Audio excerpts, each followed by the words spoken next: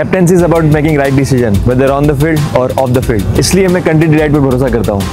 They deliver 100% pure buffalo milk to my doorstep by 7 a.m. Don't just enjoy our matches, enjoy Village fresh buffalo milk too. Download the Country Delight app. KCR మౌనంగా ఉండడమే కాదు, మీరు చెప్తున్నట్టుగా party నేతలను కూడా సైలెంట్గా ఉండమన్నారు అనేది సమాచారం సార్. ఇప్పుడు కేటీఆర్ లైట్గా టచ్ చేసి వదిలేశారు, హరీష్ రావు అయితే అసలు స్పందించడం లేదు. ఎందుకు సార్ పార్టీ నేతలందరూ సైలెంట్గా ఉండాల్సిన అవసరం ఏంటి ఈ సమయంలో? అంటే ఇప్పుడు ఆ ఎపిసోడ్ ఎండ్ కాలేదు. ఎండ్ కానప్పుడు బయట వాళ్ళు ఎందుకు వచ్చి మాట్లాడాలి? రేపు ఏమవుతుంది అనుకోకుండా కేసీఆర్ కవిత మీద సర్దుబాటు వచ్చింది అనుకుందాం. అప్పుడు ఈ అన్నీ రికార్డులో ఉండిపోతాయి, మెమరీలో ఉండిపోతాయి, ప్రజల మెమరీలో ఉండిపోతాయి, పార్టీ నాయకుల మెమరీలో ఉండిపోతాయి. అప్పుడు కవితను అండర్మైన్ చేసిన వాళ్ళు అవుతారు. అందువల్ల ఈ ఎపిసోడ్ లాజికల్ కంక్లూజన్కు రాలేదు. లాజికల్ కంక్లూజన్కు రాకముందు మాట్లాడరు.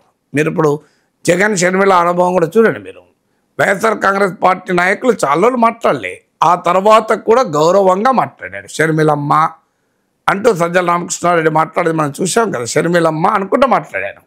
రాజశేఖర రెడ్డి బిడ్డగా మేము గౌరవం ఇస్తాం అంటే ఇక ఆ తర్వాత నెక్స్ట్ స్టేజ్కి వస్తే కొంత ఘాటుగా మాట్లాడాడు. అప్పటికీ కూడా చాలా తక్కువే మాట్లాడేది, మీరు గమనిస్తే అప్పటికి కూడా చాలా తక్కువే.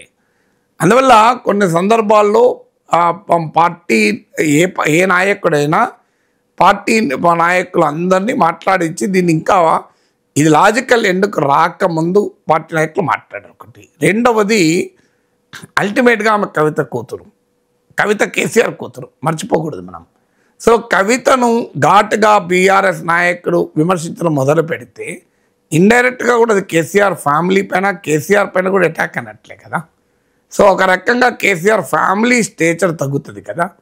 అంటే కార్యకర్తల దృష్టిలో, ప్రజల దృష్టిలో ఇప్పటిదాకా చాలా సాక్రెడ్గా రెవరెన్స్తో కేసీఆర్ కుటుంబాన్ని పార్టీ కార్యకర్తలు చూశారు. ఇప్పుడు ఒక్కసారిగా ఆ రెవరెన్స్ పోతుంది కదా. సో దాన్ని ఎవరైనా పార్టీ నాయకులు కోరుకుంటారా? సో అందువల్ల కేసీఆర్ వేరే వాళ్ళైతే ఇప్పటికి ఉత్కారేసేవాళ్ళు, కవిత కదా, కేసీఆర్ కూతురు కదా. ఇది రెండవది. మూడవది, కవిత పైన బీఆర్ఎస్ నాయకులు అటాక్ చేస్తే ఇప్పటికే కవిత ఏమంటోంది, ఆడబిడ్డ పైన పేడ్ ఆర్టిస్టులతో దాడి చేయిస్తారా అని అన్నారు. ఇది ఇంకా ఎక్కువ పెరుగుతుంది. అంటే కేసీఆర్ తన బిడ్డను ఇతరులతో తిట్టిపిస్తున్నాడు అన్న మెసేజ్ పోదా? అది ఇంకా లాస్ కదా పార్టీకి. ఇప్పుడు ఈ మాత్రం దానికే కవిత ఆడబిడ్డ సెంటిమెంట్ వాడారు కదా, ఆడబిడ్డ పైన పేడ్ ఆర్టిస్టులతో విమర్శింపజేస్తారా అని. అందువల్ల ఇప్పుడు ఏం మాట్లాడినా అది పార్టీకి డ్యామేజ్గా ఉంటుంది కనుక బీఆర్ఎస్ నేతలకు కూడా బహుశా కేసీఆర్ మాట్లాడొద్దని అని ఉండాలి.